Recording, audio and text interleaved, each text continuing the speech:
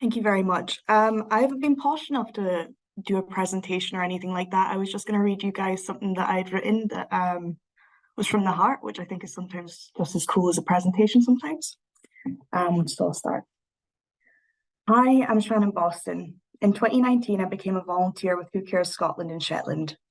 I was still trying to figure out what I wanted to do in life. What job did I want? What did I enjoy? What was I good at?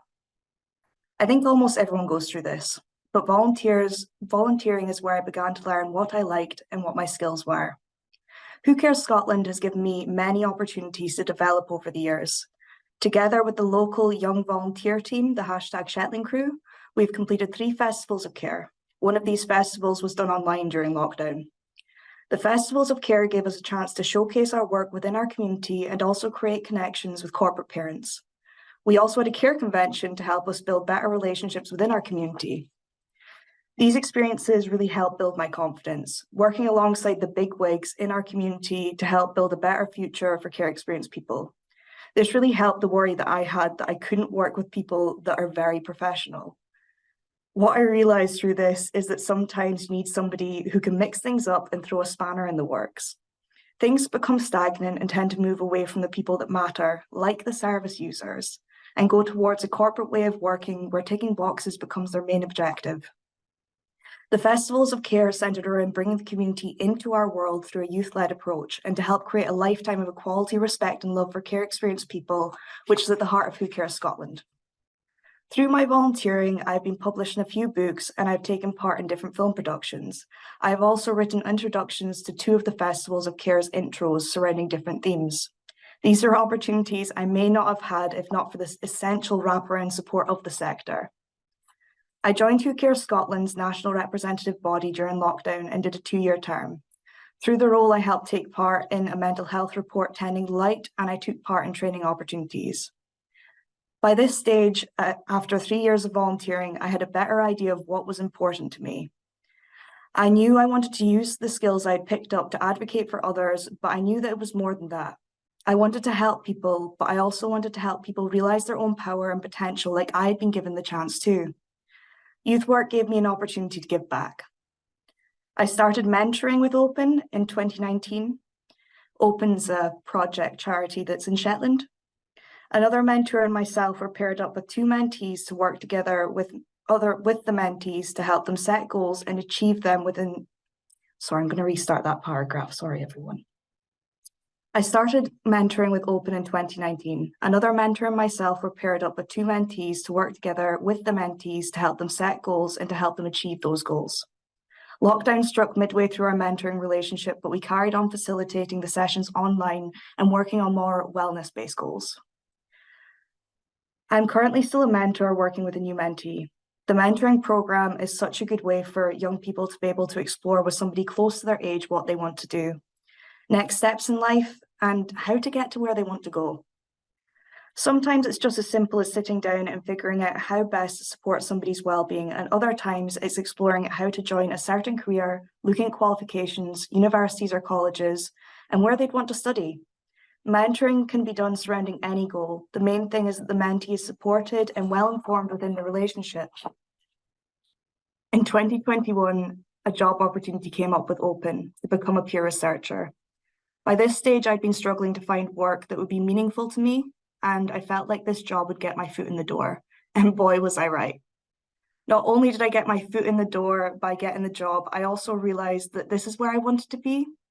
Me and my colleague Akira were hired for the job, and we were paired up with 2 professional researchers to help us do our job.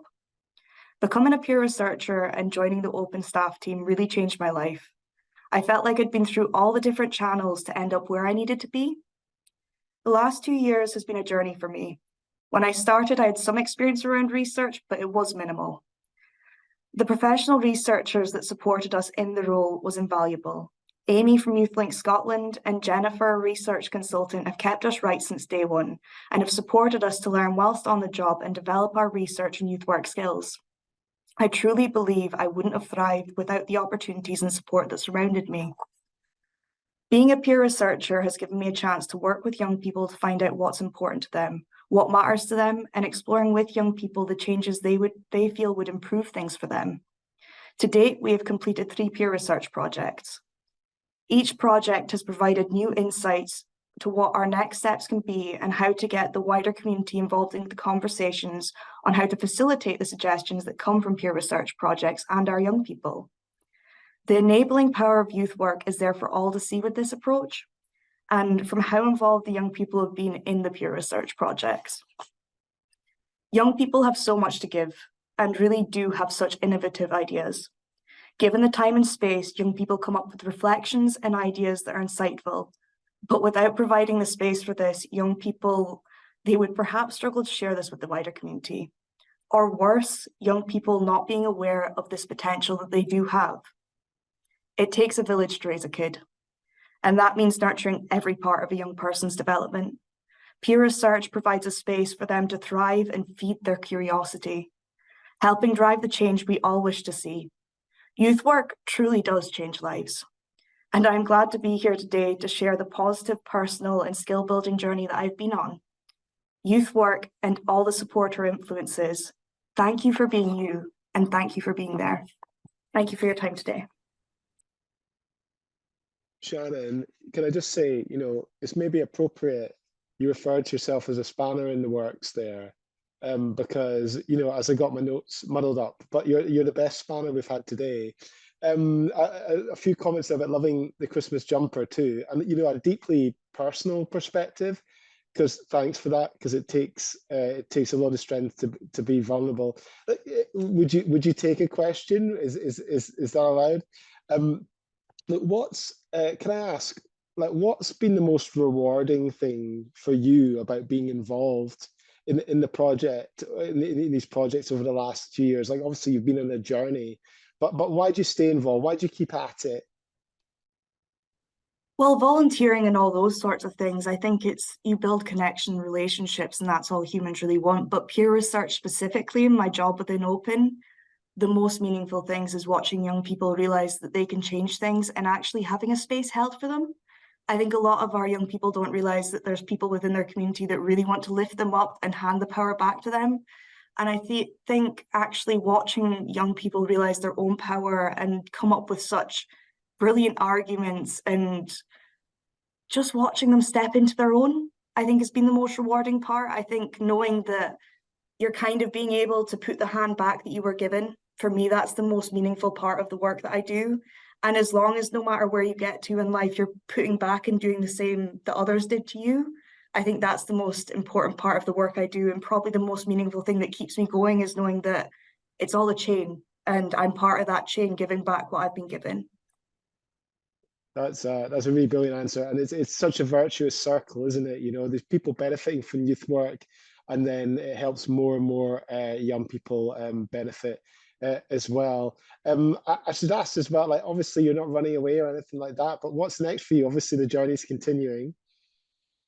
Well, I've just gotten a contract to become a development worker, kind of looking at how to embed, well, peer research, but also kind of that youth-led approach. So we've just become a charity in the past couple months, and my colleague has also got a youth-led board. So I think we're the first youth-led board in Scotland, from what I understand.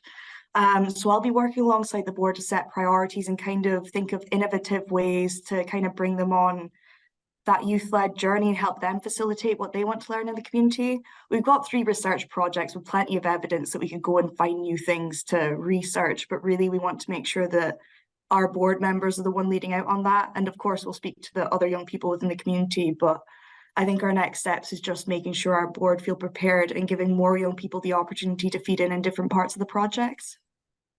That sounds fantastic and really exciting. Look, thank you so much for your time today, Shannon. You're no stranger to YouthLink Scotland. I know you feed in all sorts of places, so we're really grateful for that.